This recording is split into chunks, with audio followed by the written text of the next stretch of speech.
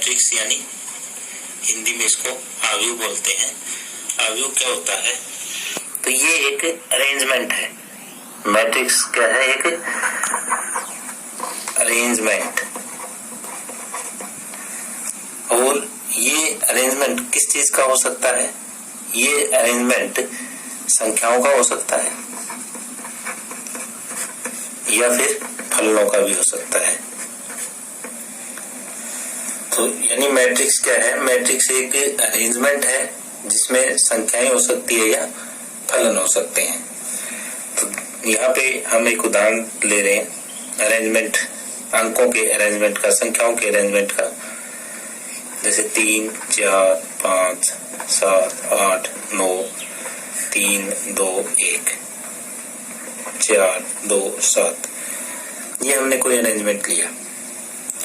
तो जो इसमें इस टाइप से ये जो एक पंक्ति के रूप में है, यानी जैसे पंक्ति हमारी लेफ्ट से राइट चलती है, तो जो पंक्ति के रूप में है इनको पंक्ति बोलते हैं। ये पहली पंक्ति, ये दूसरी पंक्ति, ये तीसरी पंक्ति, और इंग्लिश में इनको बोलते हैं ये रो 1। इसी तरह से ये दूसरी पंक्ति है, इसको रो 2, ये तीसरी पंक्ति है, इसको रो 3, यानी पंक्ति 1, पंक्ति 2, पंक्ति 3। इसी तरह से ये जो खड़ी लाइनें बनेगी इनको स्तंभ बोलते हैं। ये पहला स्तंभ, इसी तरह से ये स्तंभ दूसरा, ये तीसरा स्तंभ और ये चौथा स्तंभ। यानी जो क्षैतिज रेखाएं हैं उनको तो हम रो बोलेंगे यानी पंक्तियां बोलेंगे, और जो ऊर्ध्वाधर रेखाएं हैं उनको हम स्तंभ बोलेंगे। और जब आपको एक ऐसा सिंबल दिखाई दे, यानी इस टाइप का ब्रैकेट दिखाई दे और उसमें ये संख्याएं हैं, तो ये है, ये मैट्रिक्स का रूप है। यानी जब ये अरेंजमेंट हम इस टाइप की ब्रैकेट में हम बंद कर देते हैं जिसमें रो और कॉलम हमें दिखाई दे, यानी पंक्तियां और स्तंभ हमें दिखाई दे, तो ये वाला अरेंजमेंट इस टाइप का मैट्रिक्स कहलाता है। तो मैट्रिक्स ये और भी अरेंजमेंट एक तो हम करके दिखाते हैं आपको, जैसे 3, 4, 2, 7, ये भी एक मैट्रिक्स है। अब जिस तरह से हमने बताया था कि अरेंजमेंट किन का हो सकता है, संख्याओं का भी हो सकता है और फलनों का भी हो सकता है। तो x + 3, y + 2, z और t, ये भी एक मैट्रिक्स है। और अगर अकेला अक्षर है उसके अगर ये ब्रैकेट लगा दी हमने तो ये भी एक मैट्रिक्स है। और अगर इसमें सारे अक्षर हमने 0, 0 लिख दिए तो भी ये मैट्रिक्स है। तो यहाँ मेरा कहने का अर्थ ये है कि मैट्रिक्स जो है वो एक संख्याओं और फलनों का अरेंजमेंट है, और इसको हम कैपिटल लेटर्स से दिखाते हैं, इंग्लिश के कैपिटल लेटर्स से व्यक्त करते हैं। यानी आव्यूह को हम अंग्रेजी के बड़े अक्षरों से दर्शाते हैं। जैसे A के बराबर 3, 4, 9, 2, 7, 3, ये हो गया। इसी तरह से एक और हम मैट्रिक्स लेते हैं B, 3, 4, 2, 7, ये भी हम बड़े अक्षर से डिनोट करते हैं। अब है आव्यूह की कोटि यानी ऑर्डर ऑफ ए मैट्रिक्स। किसी भी मैट्रिक्स का हम ऑर्डर किस तरीके से निकालेंगे, जैसे एक एग्जांपल की सहायता से हम इसको दर्शाते हैं। 2, 3, 4, 5, 6, 7, 3 2 1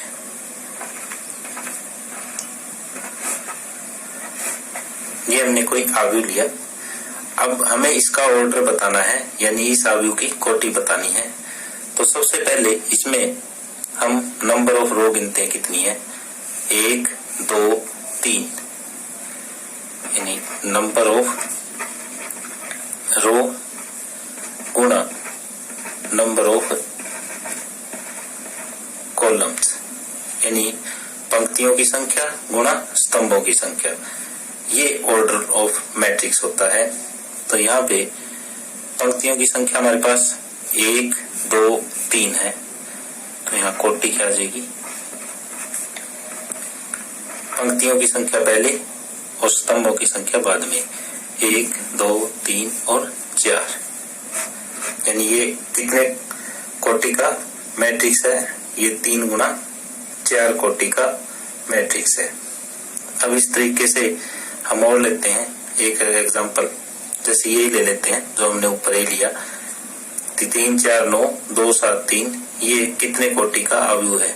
तो इसमें रो की संख्या 2 है और कॉलम की संख्या 3 है, तो ये 2 गुणा 3 का आव्यूह है। अब ये कितने का आव्यूह है, ये इसमें रो भी 2 है और कॉलम भी 2 है, पंक्ति भी 2 है, स्तंभ भी 2 है, तो ये 2 गुणा 2 का आव्यूह है। तो इस तरह से हमने आव्यूह की कोटि ज्ञात करना सीखी। आव्यूह की कोटि होती है पंक्तियों की संख्या गुणा स्तंभों की संख्या। ये है आव्यूह में अवयवों की संख्या, number of elements in A matrix. जैसे हमने यहाँ पे एक मैट्रिक्स ली है, तो इसमें पंक्तियों की संख्या कितनी है, पंक्तियों की संख्या 1 और 1 2 है, और स्तंभों की संख्या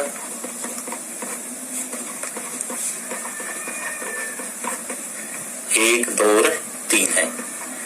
तो अवयवों की संख्या जो आएगी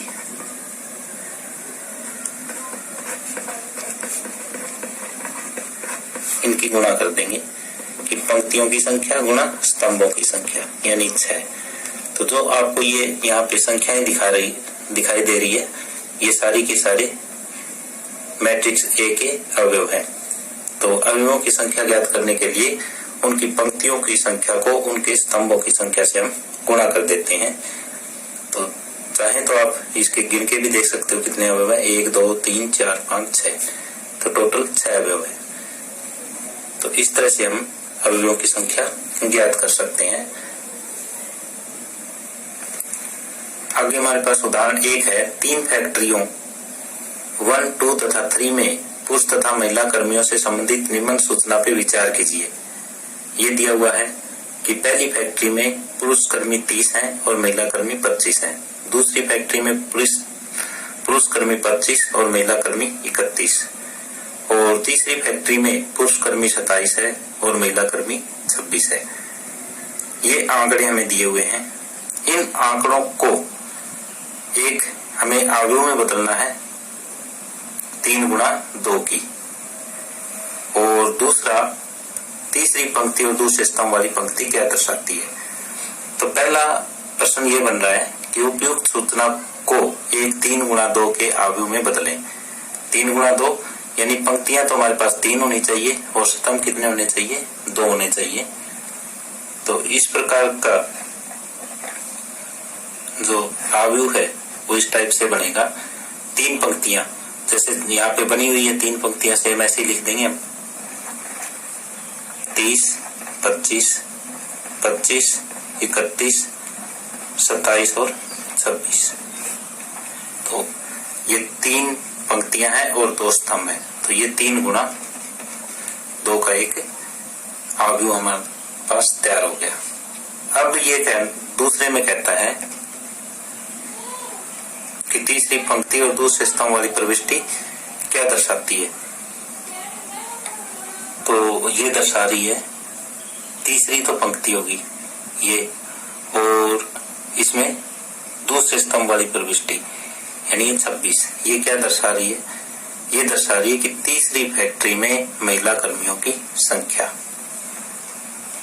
तीसरी पंक्ति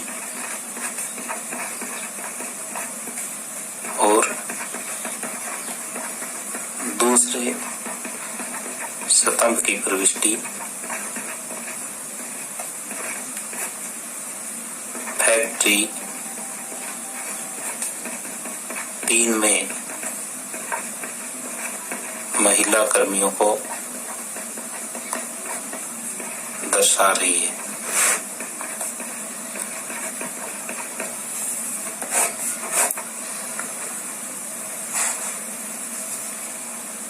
दो है, यदि किसी अवयव में 8 अवयव हो तो इसकी संभव कोटियां क्या हो सकती है।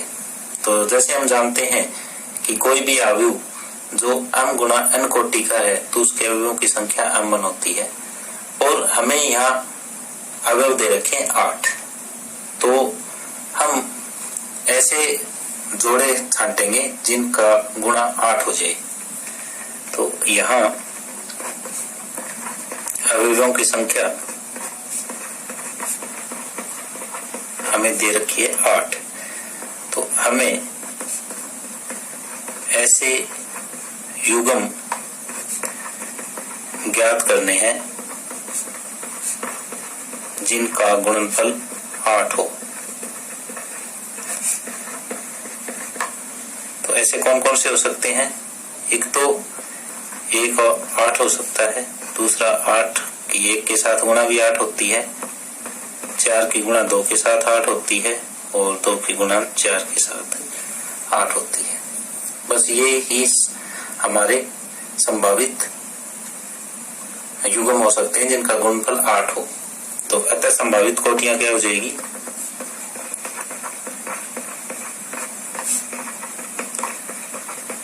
यानी जिसमें 8 अवयव हो वो 1 गुणा 8 का अवयव हो सकता है, 8 गुणा 1 का अवयव हो सकता है, 4 गुणा 2 का हो सकता है, और 2 गुणा 4 का भी हो सकता है।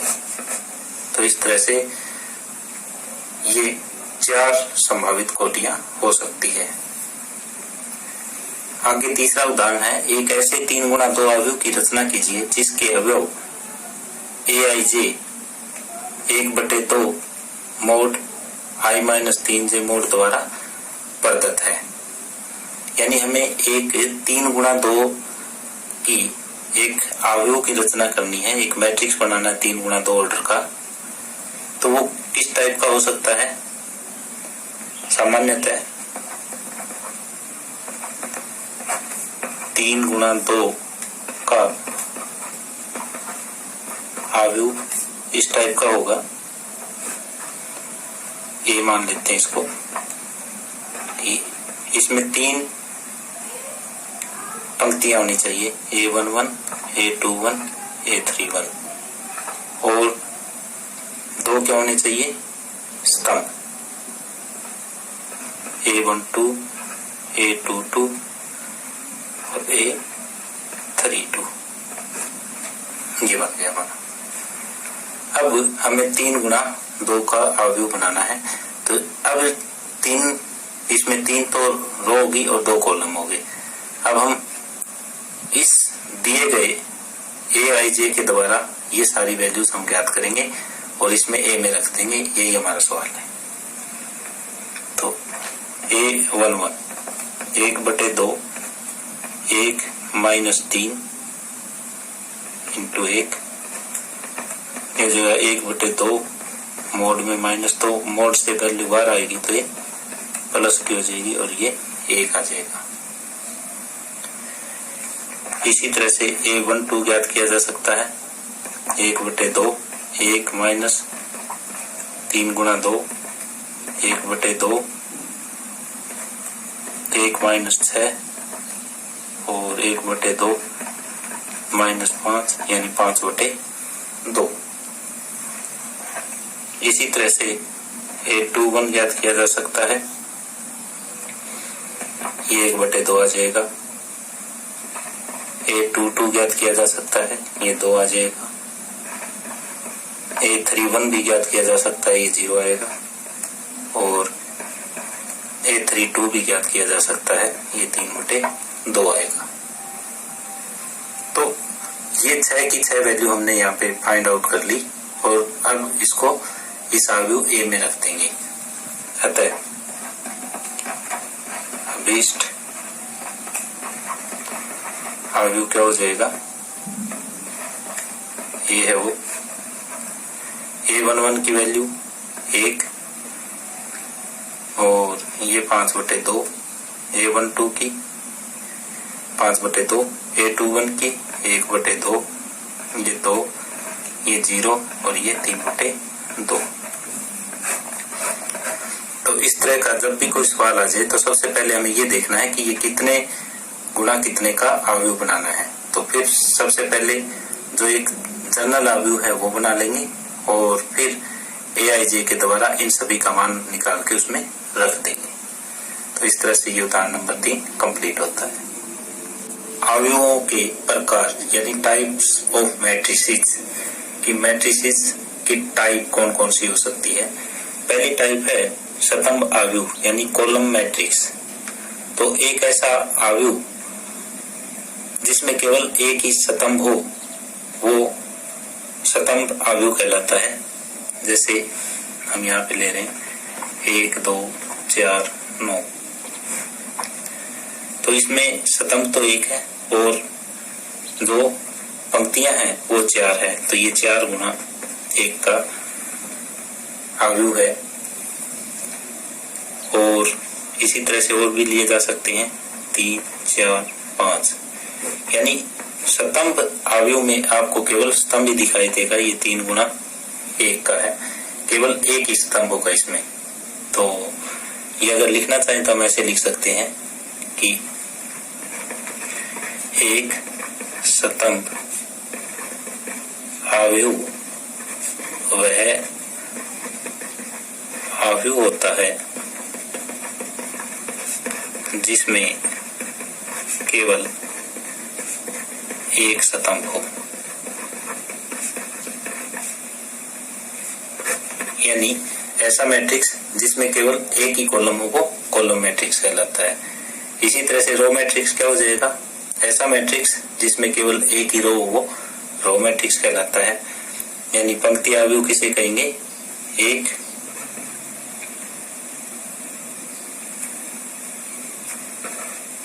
पंक्ति आव्यूह वह आव्यूह है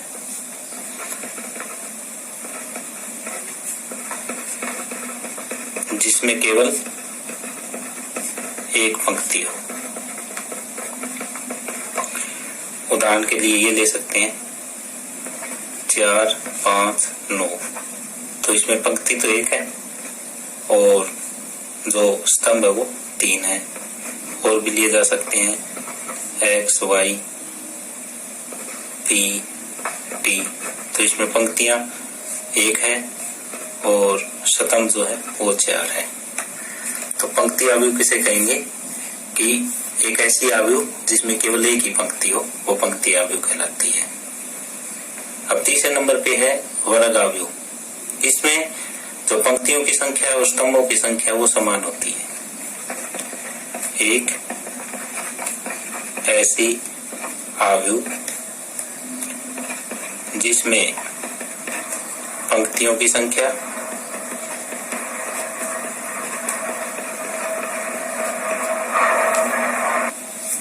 स्तंभों की संख्या के बराबर हो।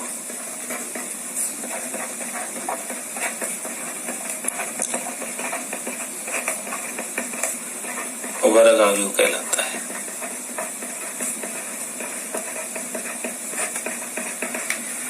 यानी स्क्वायर मैट्रिक्स किसे कहेंगे कि ऐसी मैट्रिक्स जिसमें रो और कॉलम दोनों की संख्या समान हो तो वो स्क्वायर मैट्रिक्स होती है। तो इसके लिए हम उदाहरण दे रहे हैं, यहाँ पे X Y Z और T। इस आव्यूह के अंदर 2 ही पंक्ति है और 2 ही स्तंभ है, तो ये एक वर्ग आव्यूह है। इसी तरह से एक और लेते हैं 1 3 5 9 7 2 0 3 7। इसमें 3 पंक्ति और 3 स्तंभ है, तो ये भी एक वर्ग आव्यूह है। तो हम इस नतीजे पे पहुंचे वर्ग आव्यूह में कि जो पंक्तियों की संख्या है वो स्तंभों की संख्या के बराबर है तो वो एक वर्ग आव्यूह है। तो यहाँ हमने 3 तरह की आव्यूह अभी तक डिस्कस की है कि स्तंभ आव्यूह जिसमें केवल एक ही स्तंभ हो, और पंक्ति आव्यूह एक ऐसी आव्यूह जिसमें केवल एक ही पंक्ति हो, और वर्ग आव्यूह जिसमें पंक्तियों और स्तंभों की संख्या बराबर हो। यह विकर्ण आव्यूह यानी डायगोनल मैट्रिक्स। तो सबसे पहले तो हमें किसी भी मैट्रिक्स का डायगोनल पता होना चाहिए, फिर इस डेफिनेशन पे हम पहुंचेंगे कि हम किसी भी आव्यूह का विकर्ण कैसे लिखते हैं। जैसे हमारे पास एक ये आव्यूह है, तो इसमें विकर्ण जो लेंगे वो ये वाला लेंगे, और इस विकर्ण को हम नहीं लेंगे मैट्रिक्स में। तो जो विकर्ण होगा वो जब भी किसी भी मैट्रिक्स में विकर्ण की बात आएगी तो हम केवल ये ही विकर्ण लेंगे, दूसरा विकर्ण नहीं लेंगे। तो अब आता है कि विकर्ण आव्यूह किसे कहते हैं। तो एक ऐसा आव्यूह जिसमें विकर्ण को छोड़ के बाकी सारे के सारे अवयव 0 हो।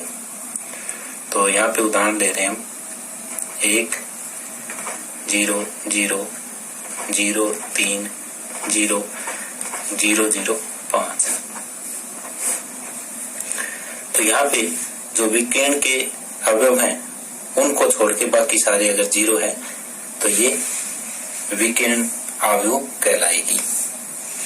और उदाहरण भी लिए जा सकते हैं इसके, जैसे -1 0 0 2, ये भी एक विकर्ण आव्यूह है। इसको ए से डिनोट कर दें, इसको बी से कर दें, और अगर अंदर सिर्फ ये लिख दिया अकेला तो ये भी एक विकर्ण आव्यूह है। अब ये ध्यान रहे कि विकर्ण आव्यूह जो होता है वो एक वर्ग आव्यूह होना जरूरी है।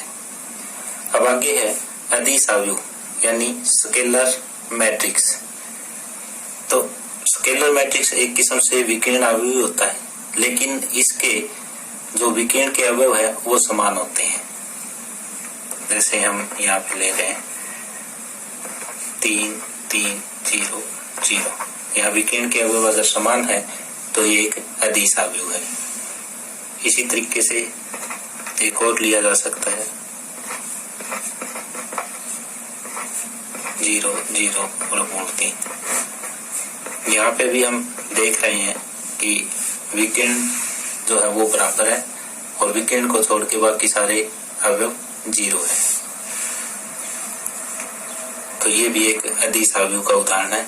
एक उदाहरण आप और भी ले सकते हो, जैसे -1 0 0 -1, ये भी एक अदिश आव्यूह है। तत्समक आव्यूह यानी आइडेंटिटी मैट्रिक्स। तो तत्समक आव्यूह कौन सा आव्यूह होता है कि ऐसा विकर्ण आव्यूह जिसके जो विकर्ण के अवयव हैं वो सभी एक एक हो। जैसे 1 0 0 0 1 0 0 0 1, ये एक तत्समक आव्यूह है। और इसी तरीके से एक उदाहरण और लिया जा सकता है 1 0 0 1, ये भी एक तत्समक आव्यूह है। और अकेला 1 लिख दें, ये भी एक तत्समक आव्यूह है। नेक्स्ट है शून्य आव्यूह यानी 0 मैट्रिक्स। तो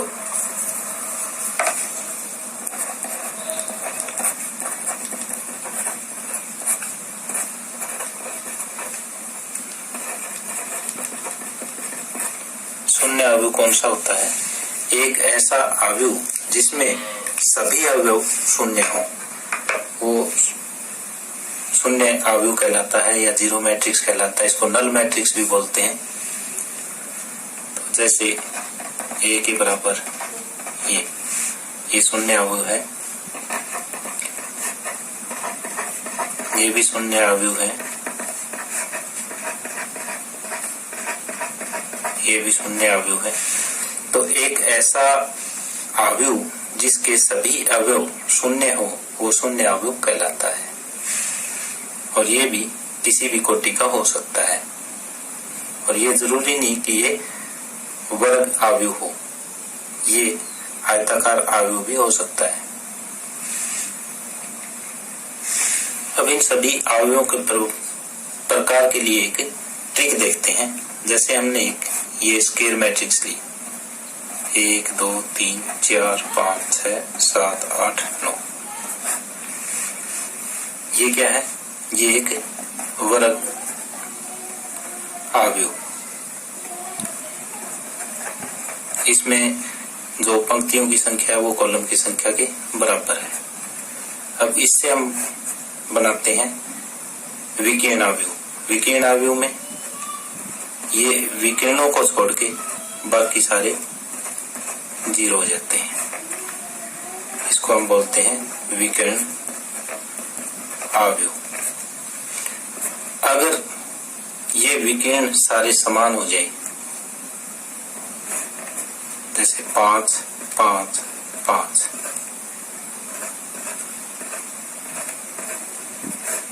तो ये जो आव्यूह बनेगा ये अदिश आव्यूह होगा।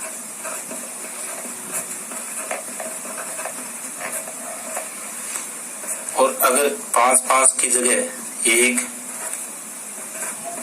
1 और 1 आ जाए, विकर्णों की जगह 1 1 1 आ जाए, तो ये जो बनेगा ये तत्समक आव्यूह होगा।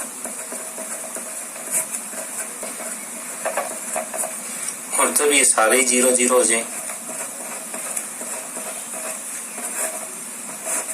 तब इसको हम शून्य आव्यूह बोलेंगे। यानी जब रो और कॉलम की संख्या समान हो तो वो वर्ग आव्यूह। जब इसके विकर्णों को छोड़ के बाकी सारे अवयव 0 हो तो विकर्ण आव्यूह। जब विकर्णों की जो अवयव है वो समान हो, बाकी सारे 0 हो, तो वो एक अदिश आव्यूह। तो विकर्णों के अवयव 1 1 1 हैं और बाकी सारे 0 है तो वो तत्समक आव्यूह। और जब सारे अवयव भी शून्य है तो वो शून्य आव्यूह कहलाता है। यही इन सभी आव्यूह के प्रकार थे। यह आव्यूहों की समानता यानी इक्वलिटी ऑफ मैट्रिसेस। भाई दो मैट्रिक्स है वो बराबर कब होंगे? तो एक तो वो समान कोटि के होने चाहिए,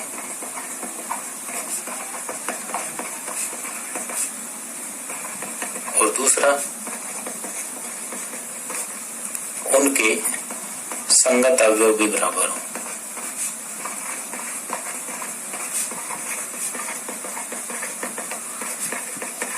तो वो समान होंगे, नहीं तो समान नहीं होंगे।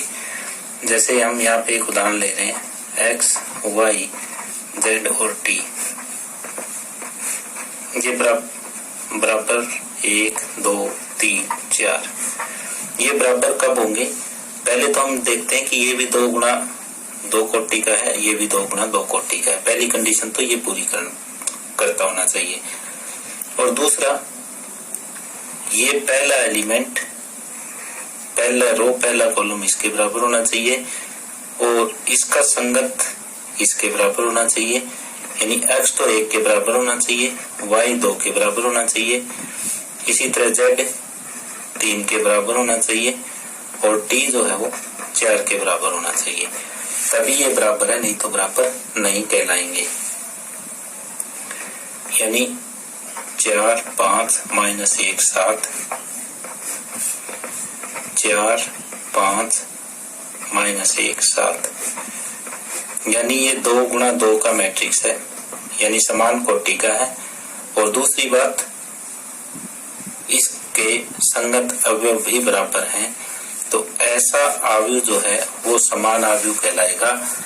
और अगर एक भी अवयव डिफरेंट आ गया तो ये समान आव्यूह नहीं है।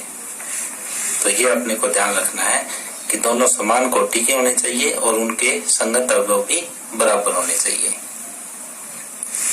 अब आगे उदाहरण नंबर 4 है, यदि हमें ये 3 गुणा 3 का एक आव्यूह दिया हुआ है, ये दूसरे 3 गुणा 3 के आव्यूह के बराबर है, तो हमें x y z a b c के मान ज्ञात करने हैं। तो एक मैट्रिक्स दूसरे मैट्रिक्स के बराबर दे रखी है हमें, और X Y Z A B C के मान ज्ञात करने हैं। तो बराबर की जो परिभाषा है उसके अनुसार क्या है कि दोनों समान कोटि के हों, वो तो ये है, और साथ में इनके जो संगत अवयव है वो भी बराबर होने चाहिए, यानी x प्लस 3 जो है वो 0 के बराबर होना चाहिए। साथ में z प्लस 4 है वो 6 के बराबर होना चाहिए। 2y माइनस 7 है वो 3y माइनस 2 के बराबर होना चाहिए। माइनस 6 के बराबर है ही, और a माइनस 1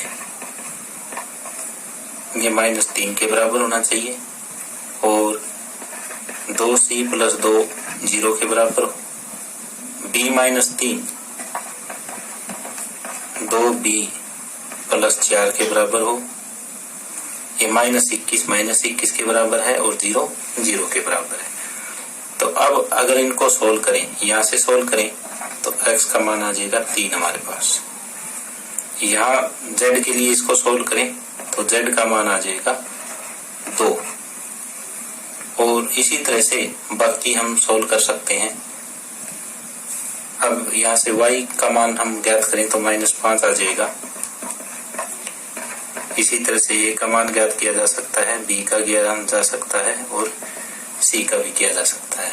तो a यहाँ से आ जाएगा -3 प्लस 1, a की कीमत -2, b की वैल्यू यहाँ से आ जाएगी जो आएगी हमारे पास -7, और c की वैल्यू -1। तो इस तरह से x, y, z और a, b, c के मान हमारे आ गए। तो जब भी कोई दो अवयव हमें बराबर दे रखे हैं तो उनके संगत अवयव हम बराबर करके और इस तरह से x, y, z, t की वैल्यू निकाल सकते हैं। 5वां उदाहरण है, हमें दो अवयव बराबर दे रखे हैं और हमें a, b, c, d के मान ज्ञात करने हैं। तो बिल्कुल ये चौथे उदाहरण की तरह ही है।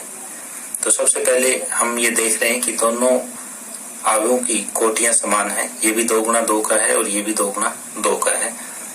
अब दूसरी कंडीशन ये होती है कि इनके जो संगत अवयव हैं वो बराबर होने चाहिए। तो संगत अवयव बराबर के लिए हम 2a प्लस b 4 के बराबर लेंगे। तो समानता की परिभाषा के अनुसार किसकी समानता? अवयवों की। परिभाषा क्या कहती है कि 2a प्लस b 4 के बराबर होना चाहिए, और a माइनस 2b -3 के बराबर होना चाहिए। 5c माइनस d 11 के बराबर हो, और 4c प्लस 3d 24 के बराबर होना चाहिए। तो इन दोनों से a, b का मान ज्ञात हो सकता है। यहाँ पे a आ जाएगा 1 और b आ जाएगा 2। इन दोनों से c और d का मान ज्ञात किया जा सकता है। तो c आ जाएगा 3 और d आ जाएगा 4। तो इस तरह से a, b, c और d का मान हम ज्ञात कर सकते हैं। तो बाकी काम तो ये हमारा 10वीं क्लास का है, a, b का मान ज्ञात करना। तो जो 12वीं क्लास का काम है वो सिर्फ ये है कि आयु की जो समानता की परिभाषा है वो कि इनके जो संगत अवयव हैं वो बराबर होने चाहिए। संगत अवयव बराबर लेके हमने ABCD का मान